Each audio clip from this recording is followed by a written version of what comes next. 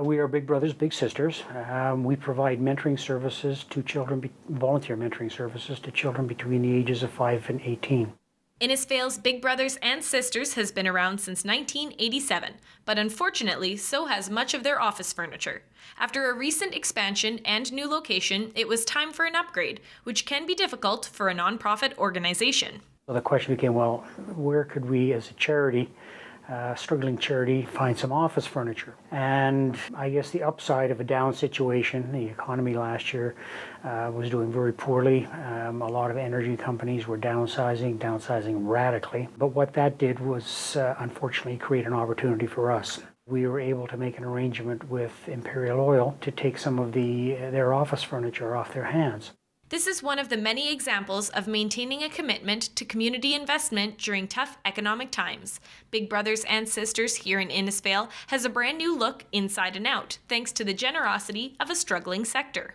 I used to work in the energy sector, so I know the amount of philanthropic giving and support that these big companies do out in the community. So for me, operating in a charity, a little bit different from where I was, it's nice to see that these businesses recognize that no matter how tough times are, business has to carry on, whether it's their business or it's our business.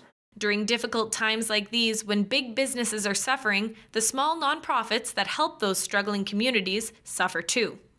Anything that involves Alberta, whether that be government, whether that be the corporate community, whether that be community foundations or individuals, all of those have been affected by the downturn in our economy. They've cut back on their staff, they've cut back on their services, and the result of that, of course, is that they cut back on their philanthropic giving.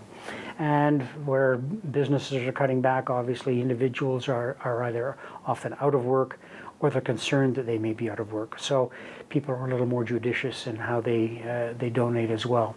Alberta's promise is reminding businesses and individuals alike that there are a lot of ways to donate that don't involve dollars. Janitorial services, meeting spaces, pro bono services, and Innisfail's example of office supplies can make a huge difference for your local charities. Your help will add up.